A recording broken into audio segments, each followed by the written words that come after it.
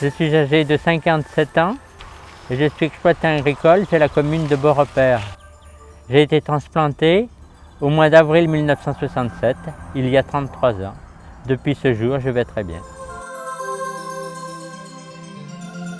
Je m'appelle Maggie, j'habite Vienne et j'ai 2 enfants. Je suis mariée, j'ai 2 enfants et je suis transplantée depuis le mois de juin 1983. Dès le départ, le début de mes dialyses, on m'a parlé de la greffe, donc tout de suite j'ai été d'accord, tout de suite on a fait les examens nécessaires et qui sont très bien acceptés. J'avais des bons résultats, il n'y avait pas de problème, j'étais sur liste d'attente tout de suite. Et au mois de juin, on m'a appelé à la maison par téléphone. Alors là, c'était une joie. J'ai vite pris ma voiture, je suis partie toute seule à l'hôpital Edouard Herriot. Et puis là, donc, on a refait une dialyse, on a refait des bilans. Et puis, je suis passée à l'opération, quoi. Et puis alors, en me réveillant, je me suis trouvée dans une chambre stérile. Et je me suis sentie bien, mais alors bien. Très détendue, aucune fatigue, Très bien.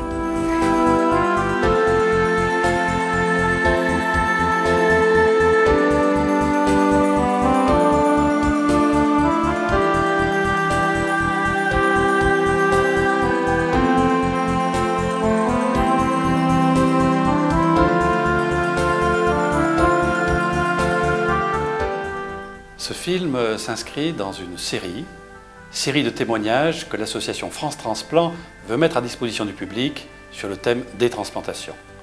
Aujourd'hui, nous allons envisager la greffe de rein. Cela a été la première des greffes d'organes, mais aussi celle qui a donné le plus grand nombre de bons résultats très précocement. Aujourd'hui, cette greffe réussit dans la très grande majorité des cas. Il y a en ce moment en France plusieurs dizaines de milliers de sujets qui vivent grâce à un greffon rénal fonctionnel. Bien sûr, ces patients doivent prendre un traitement. Bien sûr, ils doivent le prendre tous les jours. Et ce traitement est nécessaire au non-rejet, à la poursuite de leur bon état, mais c'est une résurrection. Les patients, avant l'arrivée de la dialyse, mouraient au bout de quelques mois, et parfois quelques semaines, et même moins.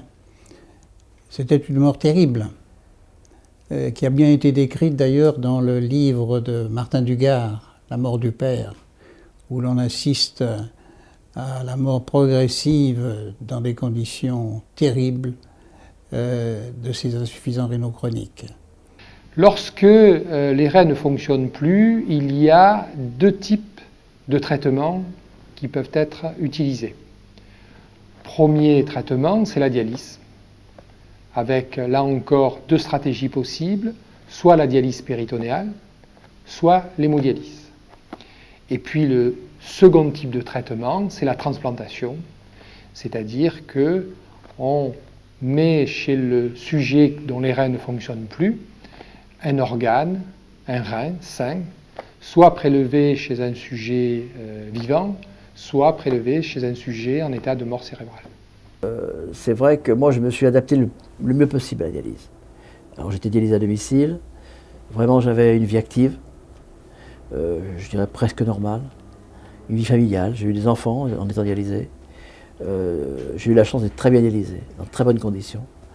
Ce qui fait que je me suis bien adapté. Et c'est vrai que dans ces époques de 70-80, la dialyse était peut-être plus sécuritaire, en tout cas vue par moi, que la transplantation. Et c'est vrai que la transplantation avait quand même des inconvénients sérieux, c'est-à-dire qu'il y avait des infections qui parfois emportaient le malade.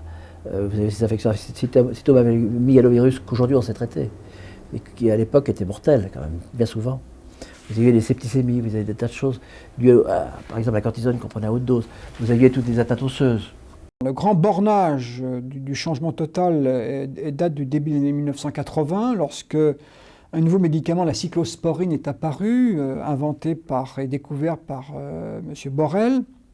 Et donc cette nouvelle classe thérapeutique a changé totalement l'approche immunologique des transplantés, et en particulier avec la disparition pratique du nombre considérable de rejets aigus que nous avions et qui nécessitaient des doses très importantes de corticostéroïdes. Cette famille, cette classe de médicaments dans laquelle appartiennent aussi le FK 506, a donc amené une révolution d'approche des protocoles en utilisant des drogues beaucoup plus spécifiques, à moindre dose. On a la possibilité de moduler les thérapeutiques en fonction du malade, de sa tolérance, de son état immunitaire. On choisit le médicament qui convient le mieux à un patient donné. C'est un traitement à la carte en quelque sorte. Et ce traitement à la carte donne des résultats intéressants sur le plan de la tolérance d'une part, de la facilité thérapeutique et des résultats qui sont bien meilleurs qu'auparavant en donnant des prolongations de survie des transplants considérables. On a des malades maintenant qui ont 20 à 30 ans de transplantation. Quand la greffe marche très bien, vous revivez complètement parce que vous n'avez plus cette contrainte de la dialyse, qui est une énorme contrainte, je le répète. Donc ça vous libère complètement de ce côté-là. Vous avez moins de fatigue, vous retrouvez quand même une vie beaucoup plus normale. La greffe m'a apporté une renaissance pour ma part. Psychologique et physique, parce que psychologique, dans ma tête, j'ai pu évacuer les séances de dialyse assez rapidement. Et ça m'a permis de réintégrer une vie normale, je dirais pas entre guillemets, mais une vie normale réellement. Je peux faire du sport, ce que je ne connaissais pas auparavant. Ça m'a donné envie de faire du sport. Le temps libre que j'ai actuellement, je le consacre à des séances, quelquefois d'escalade lorsque le temps est beau à Marseille, c'est souvent. Un petit peu de course à pied avec le club que j'ai réintégré de la SPTT à Marseille, avec des gens très, très gentils, très compétents. Et du cyclisme entre amis le dimanche à l'occasion, donc je suis pour ma part très heureux. Mon futur projet, c'est mon mariage qui va se faire le 4 novembre. Donc. Ensuite, j'envisage donc ma grossesse, éventuelle grossesse. Et puis voilà. Pour ce qui est de mon avenir professionnel, de même, maintenant je suis au même niveau que mes collègues, donc je n'ai plus de contraintes. Je peux accepter les mutations qui me peuvent m'être proposées. Je ne suis plus tenu de rester à quelques mètres ou quelques kilomètres d'un hôpital. La transplantation a beaucoup plus d'avantages que l'hémodialyse, que ce soit donc l'hémodialyse ou la dialyse péritonéale. L'avantage le plus évident, c'est que la transplantation permet une survie plus prolongée que l'hémodialyse. En termes financiers, là aussi, passé la première année de traitement, la transplantation est d'un coût moins important. Donc un poids social, financier moins important pour notre communauté.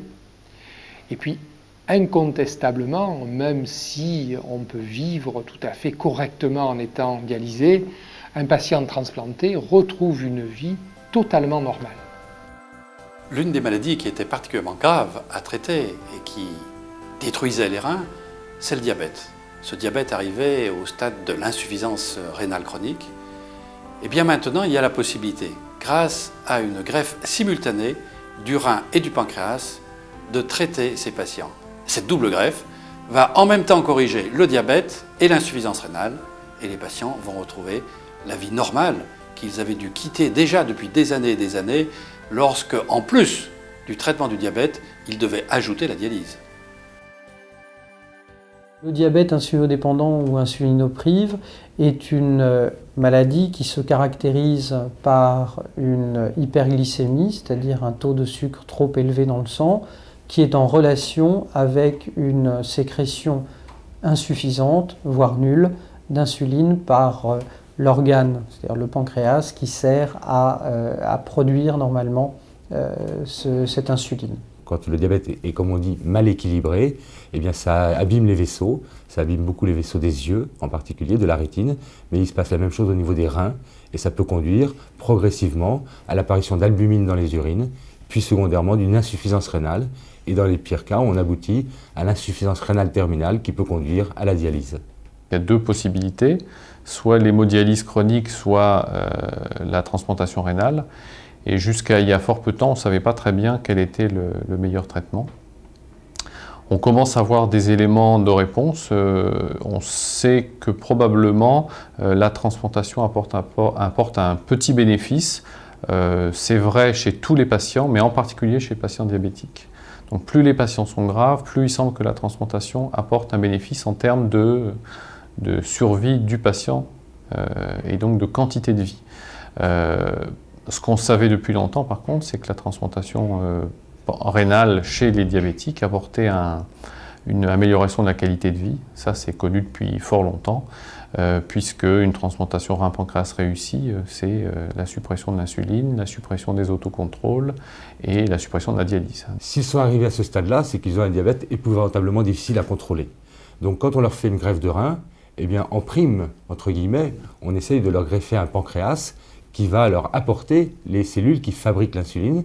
Et on va essayer de cette manière, bien sûr, de guérir leur insuffisance rénale avec le rein, mais aussi de guérir leur diabète avec la greffe du pancréas. Le pancréas a deux fonctions. Une fonction endocrine qui est l'insuline, c'est la fonction que l'on cherche à donner aux patients à qui on donne ce greffon. Et l'insuline, en fait, sort par le système veineux. Mais le pancréas a également une fonction digestive, c'est une glande digestive avec des enzymes agressives qui sont déversées par le canal de Wirsung dans le duodénum. Dans une transplantation totale, on transplante la totalité de la glande, donc avec le système qui va faire l'insuline, mais également avec tout le système qui va faire les enzymes pancréatiques. Et il faut trouver un endroit pour pouvoir déverser ces enzymes. Et l'endroit que l'on utilise actuellement, c'est le propre système digestif du patient. Et les résultats à l'heure actuelle, dans les équipes entraînées, les résultats en termes de survie du patient sont très bons, sont pas différents des survies de transplantation rénale, c'est-à-dire qu'on est aux alentours de 95% de survie des patients à 1 an. La survie des greffons rénaux est également excellente, puisqu'en fait on bénéficie des meilleurs organes pour ces malades. Donc avec les traitements immunosuppresseurs dont on dispose, là aussi les résultats sont bons.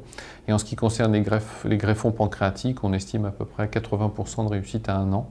Alors l'avenir, ce n'est pas de greffer le pancréas lui-même, parce que le pancréas c'est une glande qui fait une centaine de grammes et qui en fait comprend deux parties. 99% c'est une glande qui fabrique des enzymes digestives, des enzymes pour la digestion, et qui ne nous intéresse pas pour traiter le diabète. Et seulement 1 gramme nous intéresse. 1 gramme qui sont les cellules qui fabriquent cette insuline absolument indispensable aux diabétiques.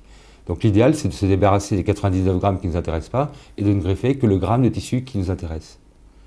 La difficulté, c'est que ce gramme de tissu, qui se trouve sous forme de ce qu'on appelle des petits îlots de Langerhans, comme des petits îlots, ne font qu'1 dixième de millimètre. Et ils sont disséminés dans l'ensemble de la glande du pancréas. Donc toute la difficulté, c'est d'aller séparer les 99% de tissus d'enzymes qui ne nous intéressent pas des 1% qui nous intéressent, qui fabriquent l'insuline. On commence à avoir quelques espoirs et on commence à savoir que finalement il est sans doute possible de greffer des îlots moyennant un certain nombre de précautions. Ça c'est tout récent.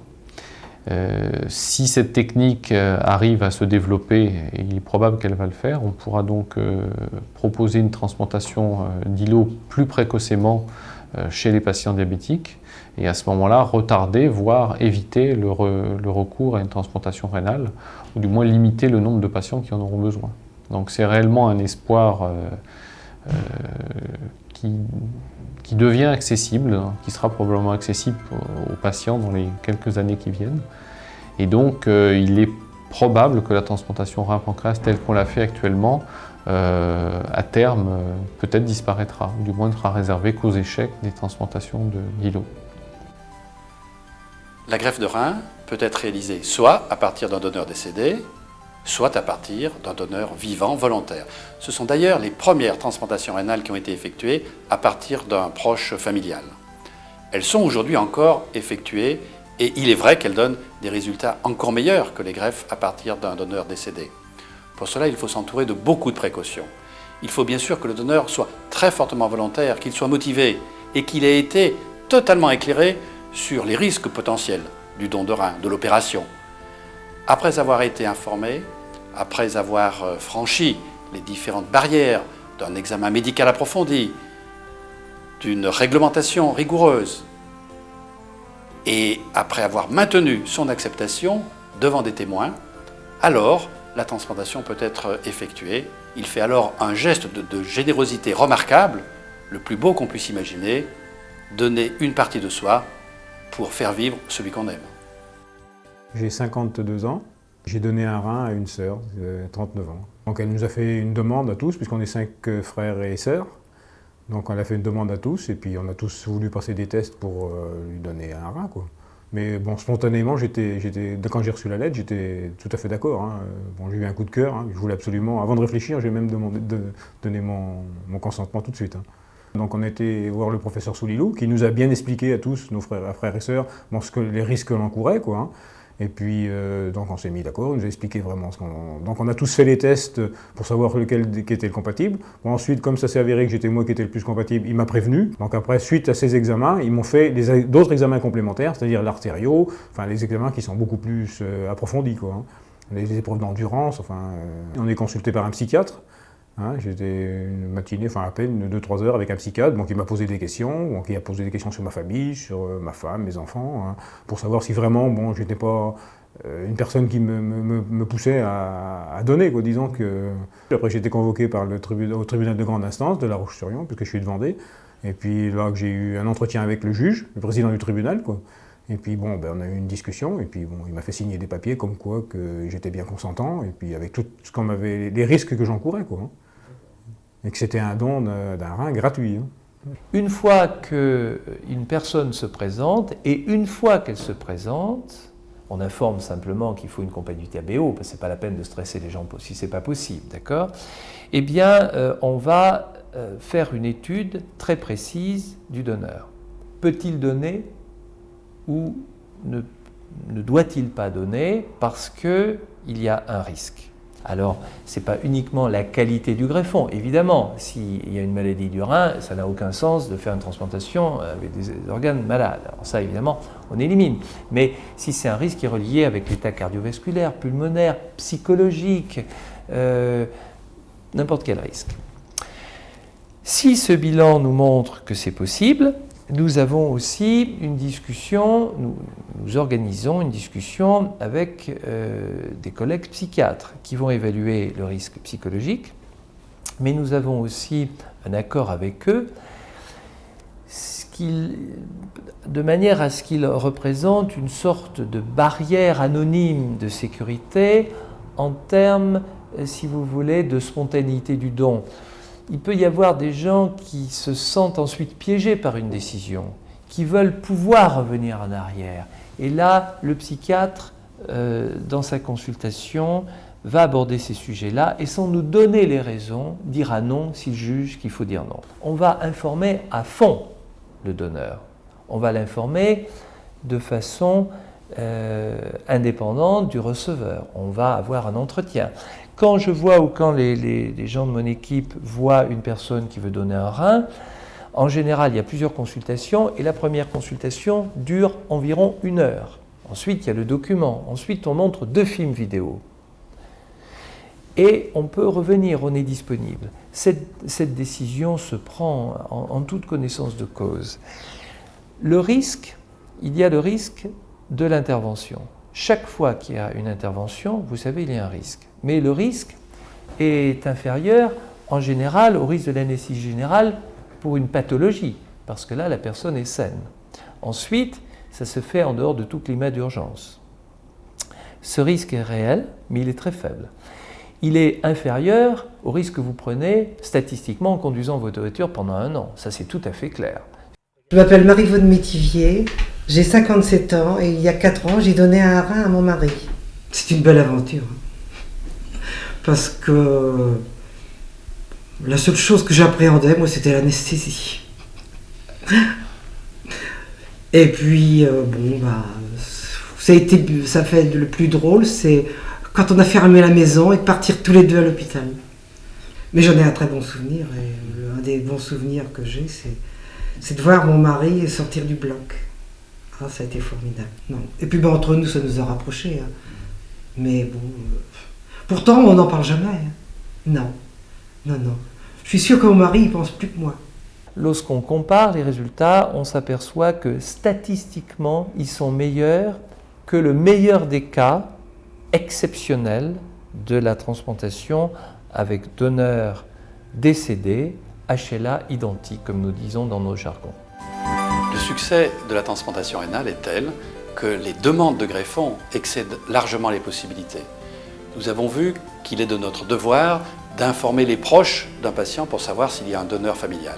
Mais cet effort ne doit pas du tout obérer des efforts tout aussi importants considérables à déployer pour augmenter les possibilités de prélèvement sur donneurs décédés.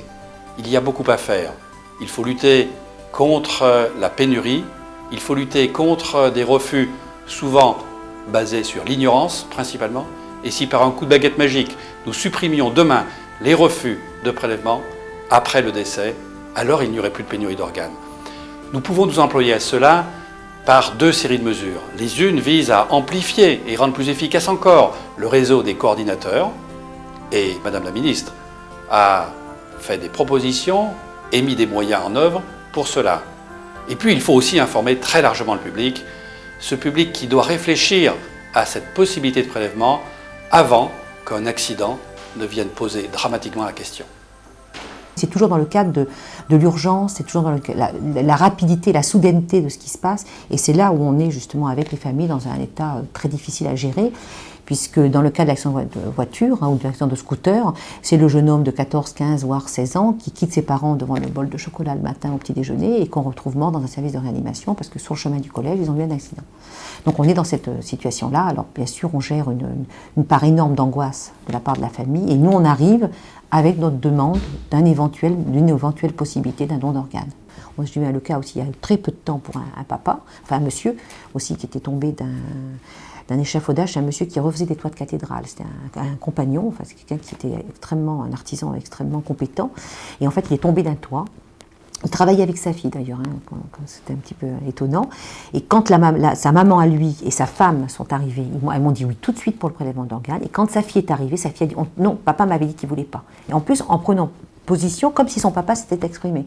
La maman et la grand-mère l'ont regardé en disant mais écoute, pourquoi tu dis ça? C'est pas vrai, c'est pas la position de notre, c'est pas possible.